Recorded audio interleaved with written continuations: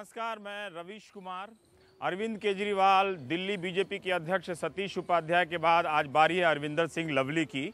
और हम आज जिस जगह पे मौजूद हैं वहाँ दीनदयाल उपाध्याय मार्ग है और बीजेपी के विचार पुरुष रहे हैं, उनके नाम पर ये मार्ग है। वहाँ दिल्ली प्रदेश कांग्रेस का दफ्तर है और उसके पिछले हिस्से में है।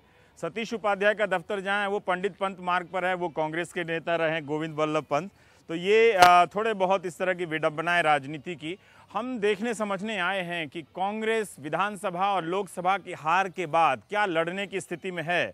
क्योंकि बीजेपी और आम आदमी पार्टी के नेताओं से बात करने पर ऐसा लगता है कि वो कांग्रेस को उतनी गंभीरता से अपना प्रतिद्वंदी नहीं मानती हैं जिस गंभीरता से पहले माना करती थीं।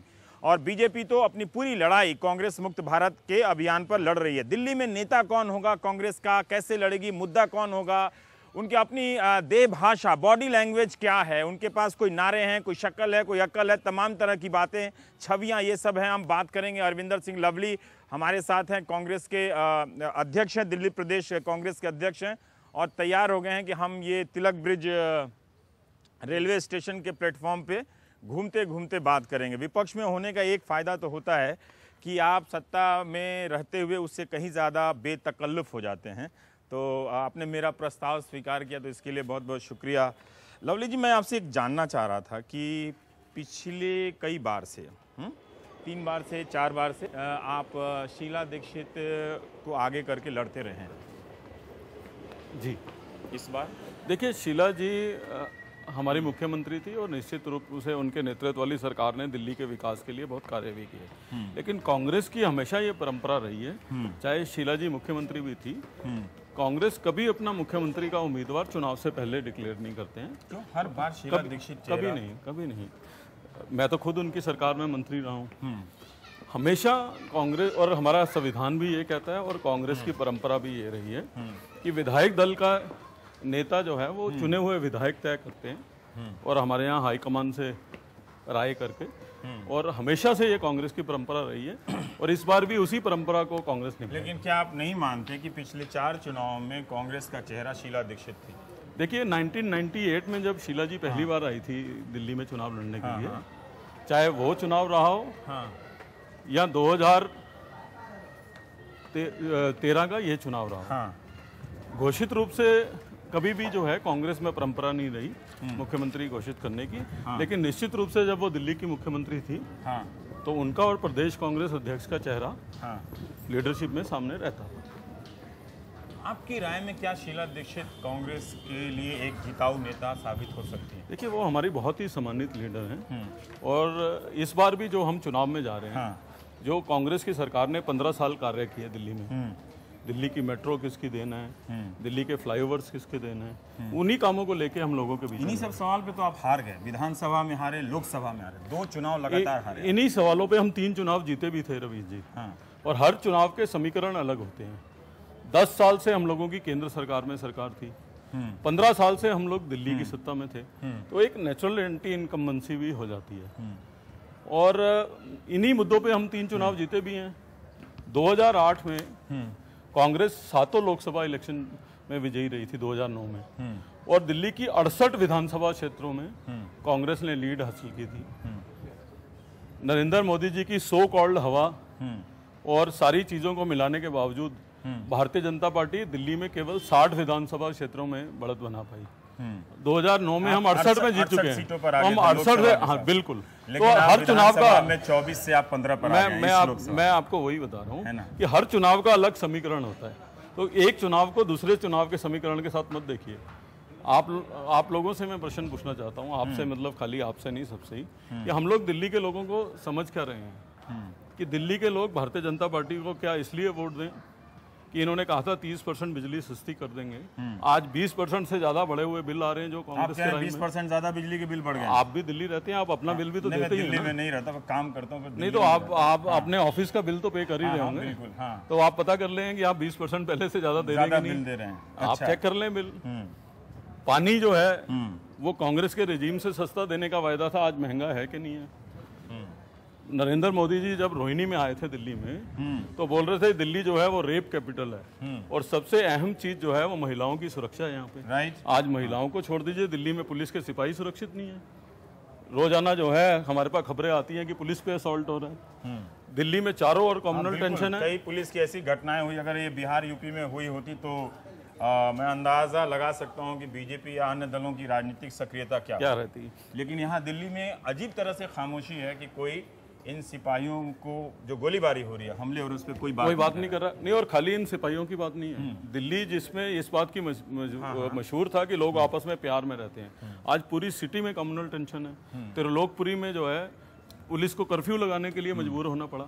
तो ये इस तरीके की कानून व्यवस्था हो गई है, इसलिए दिल्ली के लोग वोट दें। यहाँ दिल्ली के लोग वोट देंगे, यहाँ दिल्ली के लोग बीजेपी को इसलिए वोट दें कि आज दिल्ली में 40,000 बुजुर्ग जो है अपनी पेंशन के लिए मारो मारे फिर रहे हैं। यहाँ दिल्ली के लोग बीजेपी को इसलिए वोट दें कि मेट्रो जो ना केवल दिल्ली की बल्कि पूरे देश की गर्व की बात थी, आज 1.5-2 साल उसके प्रोजेक्ट डिले हो गए हैं। मोनोरेल जिसको हम शुरू कराना चाहते थे वो ठंडे बस्ते में पड़ गई है। और अब प्रधानमंत्री जी एक बात, मोदी के चेहरे पर चुनाव लड़ेंगी। मोदी जी के अगर मोदी जी के चेहरे पे भी चुनाव लड़ते हैं तो मोदी जी तो खुद कह रहे हैं कि दिल्ली जो है आज सफाई व्यवस्था चरमरा गई है, इसलिए उनको स्वच्छ भारत अभियान दिल्ली में शुरू करना पड़ा। अगर वाकई मोदी जी जो कह रहे हैं और हम उनसे सहमत हैं कि दिल्ली में सफाई नहीं है, और दिल्ली में अगर सफाई नहीं है तो इसके लिए कौन जिम्मेवार है? 8 साल से बीजेपी नगर निगम की सत्ता में है, जिनका बुनियादी आप पूरे राज्य की सफाई व्यवस्था हमारा काम नहीं था, सफाई व्यवस्था दिल्ली के नगर निगम का बुनियादी काम है। तो मोदी जी खुद मान रहे हैं कि उनके नेता विफल हुए हैं, इसलिए स्वच्छ भारत अभियान शुरू करना पड़ा।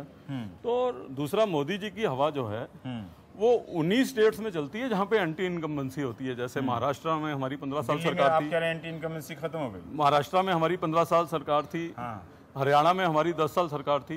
मोदी जी की हवा राजस्थान में कहाँ गायब हो जाती है, जहाँ 10 में से 9 विधानसभा वो हार जाते हैं। मोदी जी की हवा उत्तराखंड में कहाँ गायब हो जाती है? चुनाव जितवाया था, नहीं उसके बाद है ना, वो जो चुनाव जिताया था ले रहे हैं। तो फिर बीजेपी वाले महाराष्ट्र में अपनी जीत और हरियाणा में अपनी जीत वो इसलिए कि हमारी 15 साल और 10 साल गवर्नमेंट रही।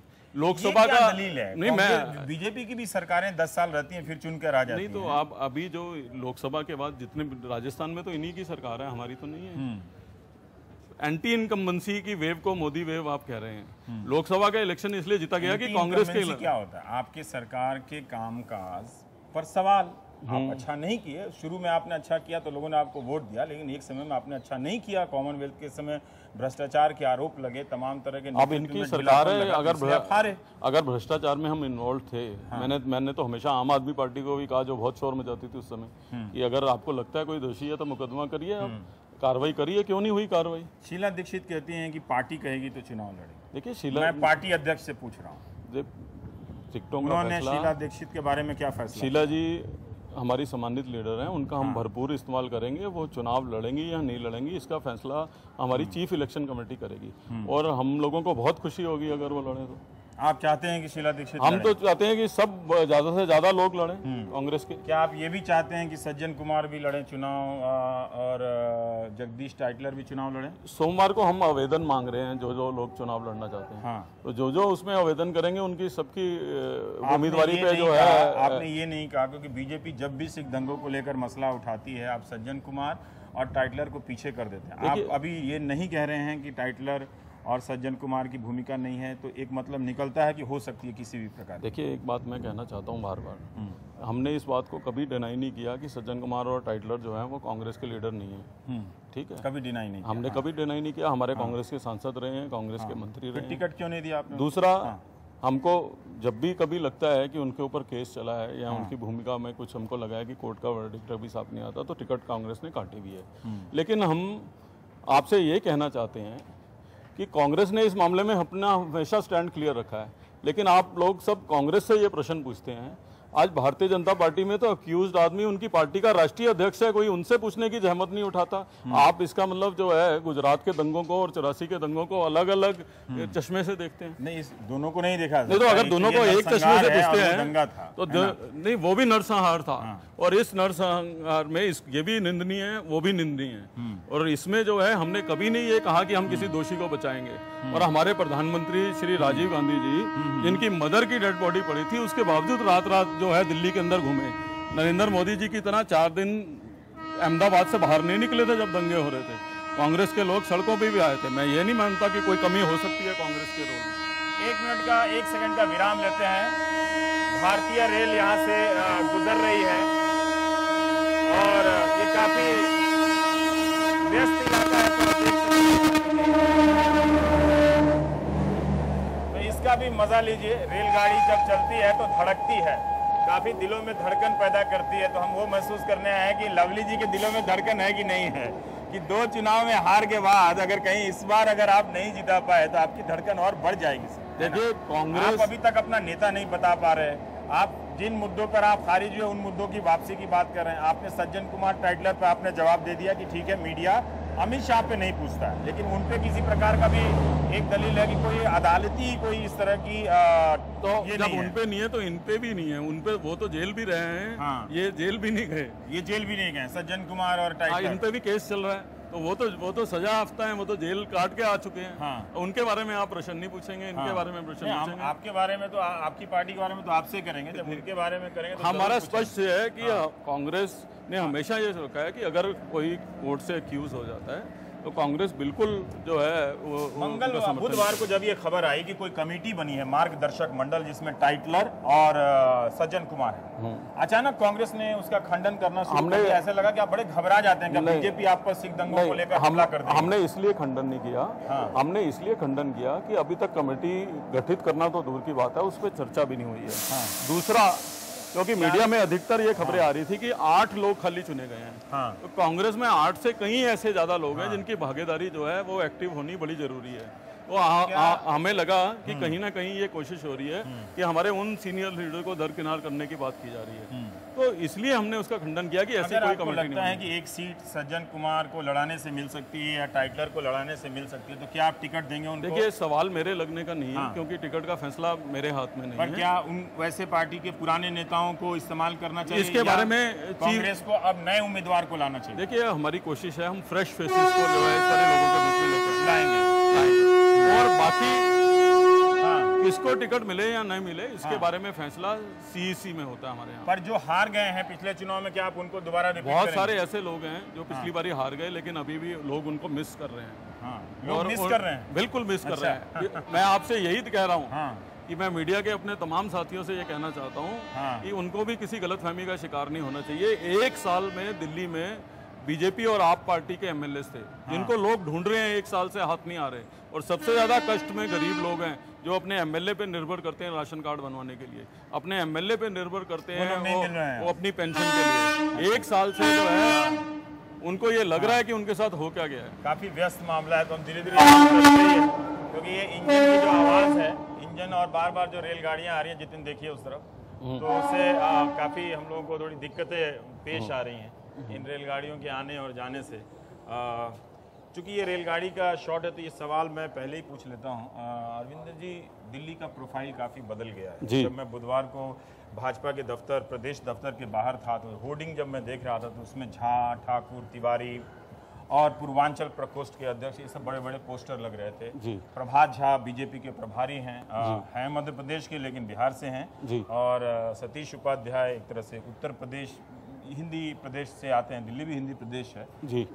आपकी पार्टी, उनकी पार्टी में कभी खुराना, मल्होत्रा, अग्रवाल का दौर था जी, लेकिन उनकी पार्टी में अब झा, तिवारी, इन लोगों का दौर एक तरह से आ गया जी। तो उन्होंने कहा कि हाँ, दिल्ली का प्रोफाइल बदल गया है, इसलिए हमने इस बार छठ में छुट्टी का ऐलान किया था। देखिए, एक तो ये कहना बिल्कुल गलत है कि इन्होंने छठ पे छुट्टी का ऐलान किया। किया? वो मैं अभी उसी पे आ रहा हूँ। भारतीय जनता पार्टी, क्योंकि कांग्रेस ने सरकारी व्यवस्था छठ की पूजा मनाने की दिल्ली में शुरुआत की, जो सरकारी टेंट लगे होते हैं, ये फैसला, क्योंकि मैं खुद भी रेवेन्यू मिनिस्टर रहा हूँ तो इसलिए मुझे मालूम है कि हमने उस समय छठ पूजा, खाली छठ पूजा का नहीं, कावड़ का भी हम लोगों ने, बाकी धर्मों के रिलीजन का भी व्यवस्था जो हमने की थी।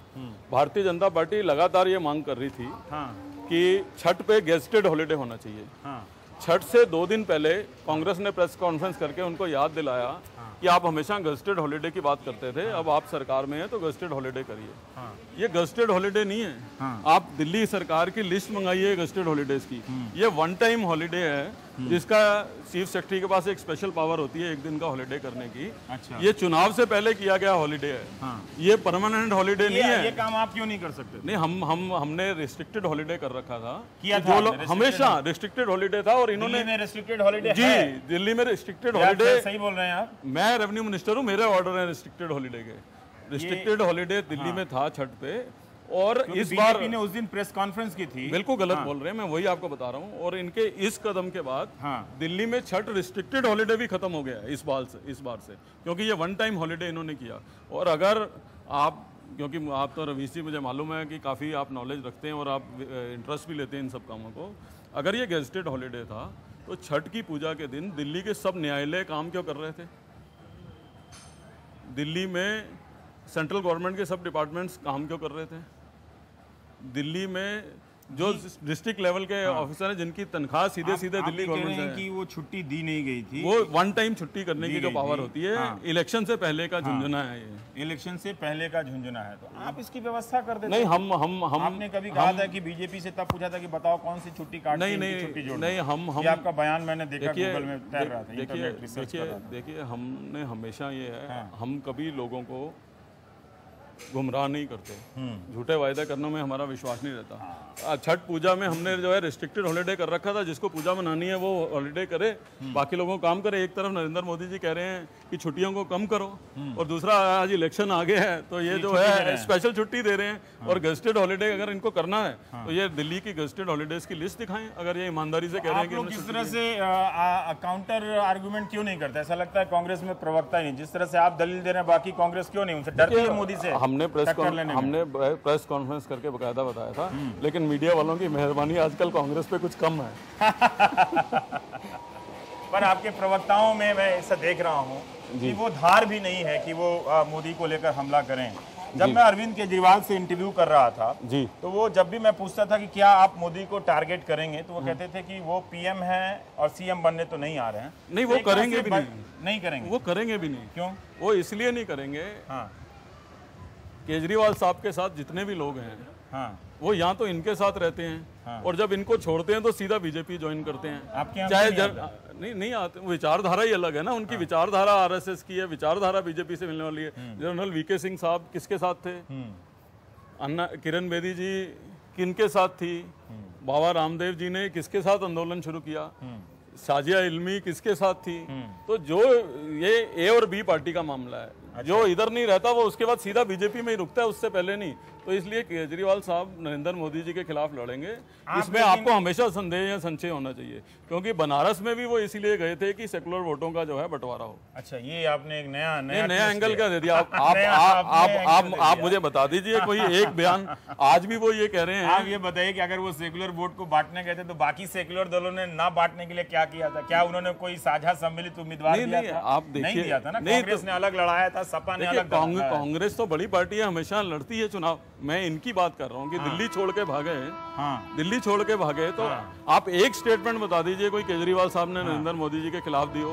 त्रिलोकपुरी में दंगा हुआ, त्रिलोकपुरी में दंगा हुआ, अगर नरेंद्र मोदी जी नहीं गए वहाँ तो अरविंद केजरीवाल भी नहीं गए, वहाँ पे सिर्फ अरविंदर सिंह लवली गए और कोई नहीं गया। केजरीवाल कहते हैं कि उनके विधायक रात भर वहाँ पर घूम रहे थे। हाँ, तो आपको मैं बताता हूँ उनके विधायकों की, उस जगह पे 3 विधायक हैं, तीनों विधायक आप पार्टी के हैं, और उनमें से एक मनीष सिसोदिया भी, उनके बड़े जो लीडर हैं वो भी उस क्षेत्र से विधायक। आप वहाँ के लोगों से पूछिएगा, 3 दिन वहाँ दंगा होता रहा, और 3 दिन तक जो है विधायक महोदय, एक तो छोड़ दीजिए, तीनों के तीनों में से कोई नजर नहीं आया। कोई नहीं नजर और जब संडे को वहाँ गए तो लोगों ने कहा आप थे कहाँ, हम तो आपको ढूंढ रहे थे। और खाली लोग नहीं, उनको पुलिस कर्मी भी ढूंढ रहे हैं। बीजेपी कहती है कि वो शांति कायम करने के लिए गई, पुलिस से मीटिंग की। अरविंद केजरीवाल कहते हैं कि उन्होंने भी पुलिस वालों को फोन किया, उनके विधायक। अरविंद केजरीवाल ने अपने विधायकों को लिखा, आम आदमी पार्टी ने, कि ये बीजेपी दंगा करवाने का प्रयास कर रही है, और ऐसी स्थिति में आप लोगों के पास जाएं, सभी धर्म के लोगों को मिलाकर आप एक पीस कमेटी बनाएं और तनाव को रोकने का प्रयास करें। कोई भी झगड़ा हो उसे सिर्फ पुलिस। ओबामा के बाद तो अरविंद केजरीवाल ही हैं कि कौशाम्बी से खुद त्रिलोकपुरी नहीं जा सकते, विधायकों से अपील कर रहे हैं वहां जाने की। आप ये वो तो उनकी पार्टी पूरी वहां पर थी, उनका यही कहना है। नहीं, पार्टी तो थी पूरी। आप कह रहे हैं अरविंद केजरीवाल वहां नहीं? मैं कह रहा हूँ अगर नरेंद्र मोदी वहां नहीं गए, या और कोई गवर्नमेंट का आदमी वहां नहीं गया, तो अरविंद केजरीवाल भी नहीं गए। मेरा ये कहना है, लवली गए वहां पे, अरविंदर सिंह लवली गए वहां पे, डॉक्टर शकील अहमद गए वहाँ पे। हाँ। मैं इसलिए ये और आप बात दोनों पक्षों में गए थे? दोनों पक्षों में गए थे। मैं आपसे इसलिए कह रहा हूँ हाँ। कि ए टीम और बी टीम का मामला है, मैं कोई उनको एक्यूज नहीं कर रहा, तो इसलिए दोनों एक ही रास्ते पे चलते हैं। इसलिए अरविंद केजरीवाल का नरेंद्र मोदी जी के खिलाफ बोलना कोई मुनासिब ही नहीं है। जाएंगे तो आप, बीजेपी कह रही है कि वो मोदी के चेहरे पर चुनाव लड़ेगी जी, आप नरेंद्र मोदी को टारगेट करेंगे? बिल्कुल करेंगे, क्यों नहीं करेंगे। किस लिए नहीं करेंगे? क्या इसलिए नहीं करेंगे कि जो लोग भाषण करके कहते थे कि प्रधानमंत्री जी हमारे पहले वाले कुछ बोलते नहीं है और हिंदुस्तान पे जो है बॉर्डर पे ये हो रहा है, आज उनको जवाब तो देना पड़ेगा ना कि पाकिस्तान के बॉर्डर पे रोज गोली क्यों चल रही है। चाइना के प्रधानमंत्री से, प्रेसिडेंट से ये कहते हैं सफल मीटिंग हुई, और सफल मीटिंग अच्छी हुई कि उनके जो है सिपाही जो है हमारे यहाँ घुस जाते हैं। ये तो भगवान का शुक्र है कि इन्होंने अफगानिस्तान के प्रधानमंत्री से मुलाकात नहीं की, वरना तालिबान वाले भी अपने अपने रॉकेट लॉन्चर लेके जो है इंडिया में आ जाते। आज इस बात का जवाब भी देने की आवश्यकता है इनको कि इराक में जो भारतीय फंसे हुए हैं, कि पाकिस्तान को एक कड़ा संदेश दिया। नहीं, क्या कड़ा संदेश दिया? जितने दिन नहीं उन्होंने दिया ना, इतने दिन इस बार बॉर्डर के ऊपर गोली चली है, इतिहास में इतने दिन नहीं चली। आज इस बात का भी जवाब देना पड़ेगा कि इराक में जो हमारे भारतीय फंसे हुए हैं, आज उनको भूल गए, उनके बारे में चर्चा भी नहीं हो रही है। आप कह रहे हैं कि इन सब चीजों पे आप टारगेट बिल्कुल क्यों नहीं करेंगे। नरेंद्र मोदी आगे कहेंगे कि हमने पेट्रोल का दाम कम कर दिया। अब मैं ये बहुत आपने अच्छा प्रश्न किया है ना, महंगाई कम कर दी, वो ये दावा कर रहे हैं। आपने बहुत अच्छा प्रश्न किया कि पेट्रोल के दाम पे तो सरकार का कंट्रोल डॉक्टर मनमोहन सिंह जी के समय से ही हट गया था। इंटरनेशनल मार्केट बढ़ेगी तो पेट्रोल के रेट बढ़ेंगे, इंटरनेशनल मार्केट घटेगी तो पेट्रोल के रेट गिरेंगे। था तो आपको नुकसान हुआ ना उससे? नहीं, नुकसान या फायदे की बात नहीं है, वो तो इंटरनेशनल मार्केट के ऊपर डिपेंड करता है, उसमें मोदी सरकार का कुछ नहीं है। मोदी सरकार का रोल था सब्जियों को सस्ता करने का, दिल्ली में बिजली को सस्ती करने का, दिल्ली में लॉ एंड ऑर्डर को ठीक करने का। उनमें बताइए आप क्या हुआ? मैं आपसे प्रश्न पूछता हूँ। महंगाई तो वो कह रहे हैं कि कम हुई है, वो कह रहे हैं। नहीं, वो तो कह रहे हैं, खाना तो आप भी खाते हैं, हम भी खाते हैं।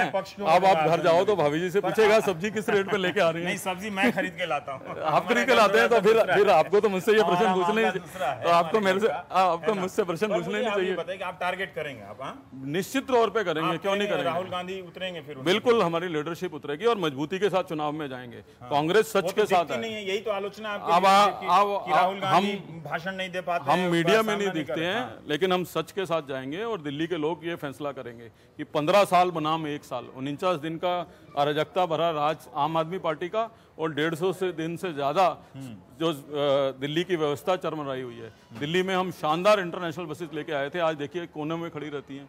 दिल्ली के फुटओवर ब्रिजेस की छतें टूट गई हैं, कोई देखने वाला नहीं है। बस क्यू शेल्टर्स दिल्ली के अंदर टूटे हुए हैं। पूरी की पूरी व्यवस्था, डेवलपमेंट की व्यवस्था चरमरा गई है। बार बार कह रहे हैं कि वो पिछली बार डॉक्टर हर्षवर्धन के नाम पर चुनाव लड़े थे। अब मैं ये समझ नहीं सका कि उनके पास एक ईमानदार नेता जब मौजूद था तो आज उसका नाम क्यों नहीं ऐलान करें। खैर, उनकी पार्टी का मामला है, वो सामूहिक नेतृत्व पर जाएंगे और मोदी जी का चेहरा होगा, मोदी जी कैंपेन करेंगे। ठीक।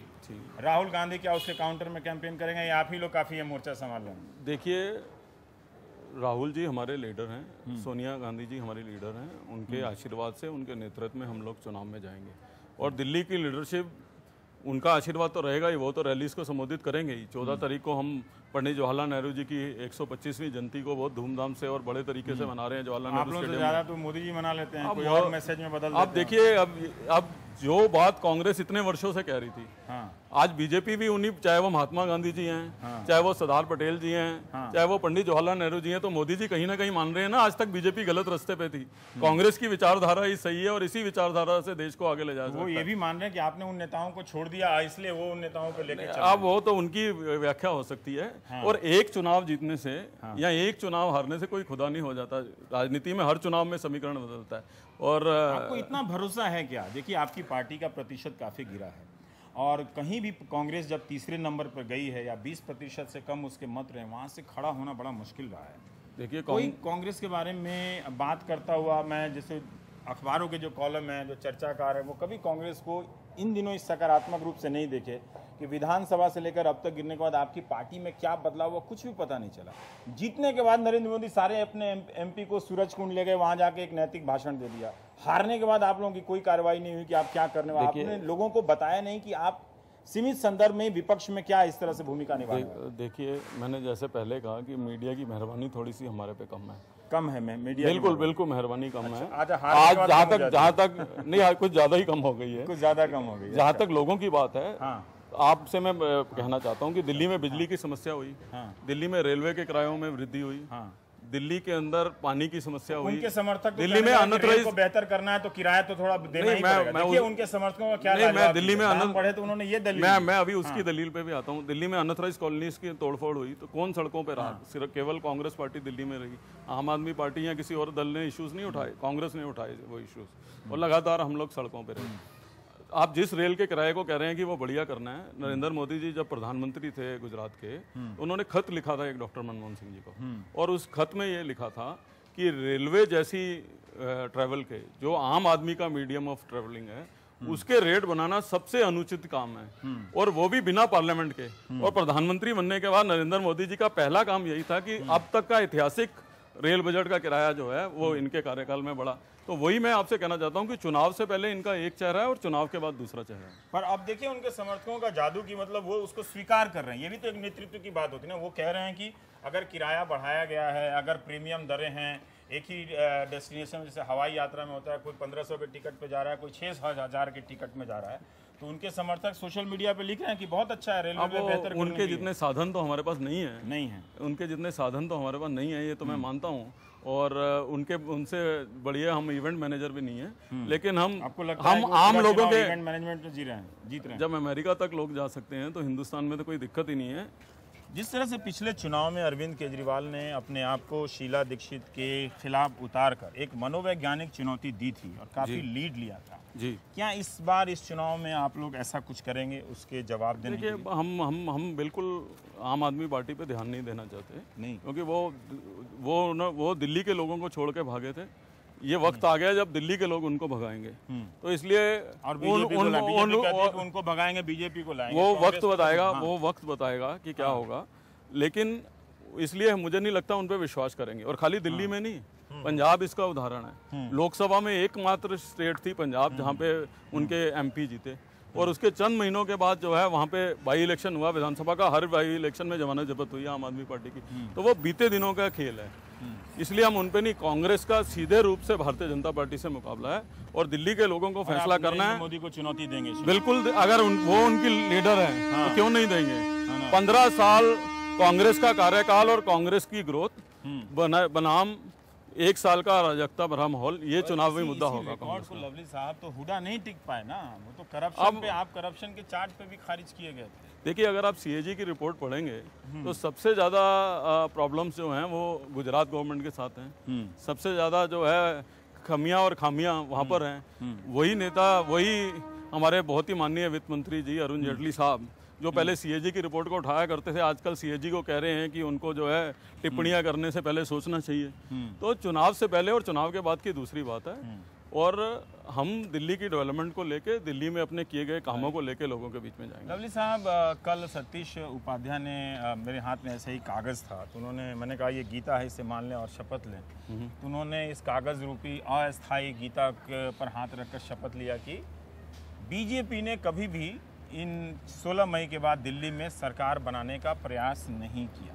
आपको लगता है कि अस्थायी गीता पे आप रखवाओगे तो ऐसी कसम ही खाएंगे? अच्छा, असली गीता पे खाते हैं। अगर उन्होंने कोशिश नहीं की, अगर उन्होंने कोशिश नहीं की तो क्या रोक रहा था उनको पहले चुनाव डिक्लेयर करने का?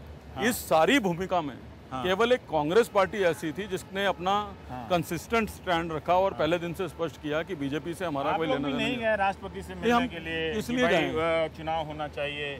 सतीश उपाध्याय ने यह भी कहा कि राष्ट्रपति शासन आपके प्रधानमंत्री जी सरकार के समय लगा था। ठीक बात है। तो मई तक तो आप ही चुनाव कराए थे, क्यों नहीं कराया? नहीं, हाँ, हम बताते हैं हमने क्यों नहीं कराया। जनवरी में अगर आपको याद हो तो दिल्ली की सरकार गिरी थी।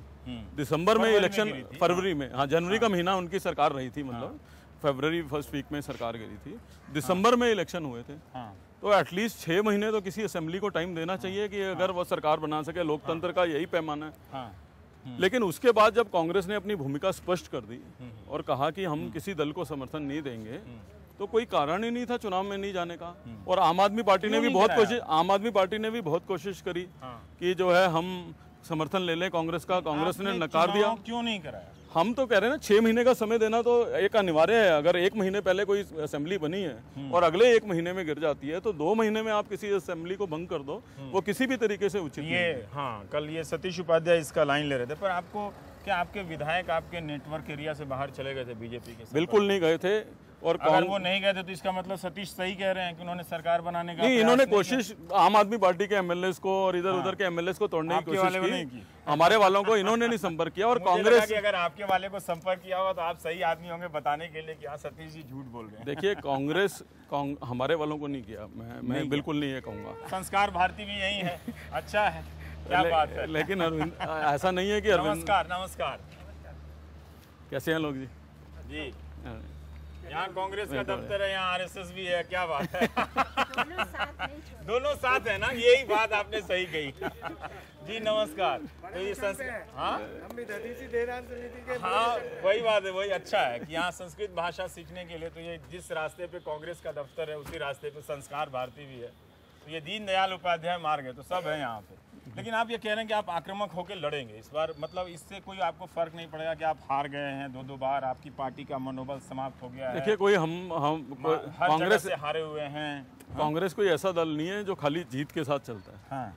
कांग्रेस के साथ लोग कई पीढ़ियों से लोग हैं। हाँ। 4 पीढ़ी 5 पीढ़ी के लोग कांग्रेस तो बीजेपी के साथ भी। 4 पीढ़ी पहले तो बीजेपी थी नहीं। हाँ। इसलिए उनके साथ होने का सवाल नहीं, प्रश्न उठता। नई पीढ़ी है ना, आप वो जो पीढ़ी वाले आपके साथ रह गए, जो युवा है वो तो चला गया। ऐसा नहीं है, ऐसा वो लोग कहते हैं। उन्हीं, अब वही मैं कह रहा हूँ ना, एक चुनाव हारने के बाद हमको ऐसा लग रहा है कि बाकी सब लोग हमसे समझदार हो गए। ओहो। आपको लगता है कि नरेंद्र मोदी जैसे मजबूत नेता का मुकाबला किया जा सकता है? देखिए, मैंने कहा हर चुनाव में समीकरण अलग होता है। हाँ। यही नरेंद्र मोदी जी हैं जिनके बारे में दिल्ली के लोगों की एक चुनाव पहले दूसरी राय हुआ करती थी। हाँ। और भारतीय जनता पार्टी के लोग खुद उनके पास आने से घबराते थे। हाँ। आज वही नरेंद्र मोदी जी हैं कि पूरी बीजेपी जो है उनके पीछे है। तो अगला चुनाव होगा तो फिर क्या हाल होगा, इस पे अभी भविष्यवाणी करना बहुत जल्दी होगा। हम एक छोटा सा ब्रेक ले लेते हैं। आप बड़े जिद्दी नेता मालूम पड़ते हैं, ये अच्छा है कि कांग्रेस में अभी भी कुछ ऐसे नेता नज़र आ रहे हैं कि जिनमें कुछ लड़ने का मादा बना हुआ है, क्योंकि कई बार, और ये हमारी मुलाकातों से भी ऐसा लगता है कि सब काफ़ी ढीले हो गए हैं, उनमें वो साहस नहीं है कि मुकाबला कर पाएँ नरेंद्र मोदी का। लेकिन आप कह रहे हैं तो चलिए ठीक है, आप कह रहे हैं, हम छोटा सा एक ब्रेक ले लेते हैं। ब्रेक के बाद अभी और थोड़ा सा हम और आपको खोदने कुरेदने का प्रयास करते हैं, छोटे से ब्रेक के बाद।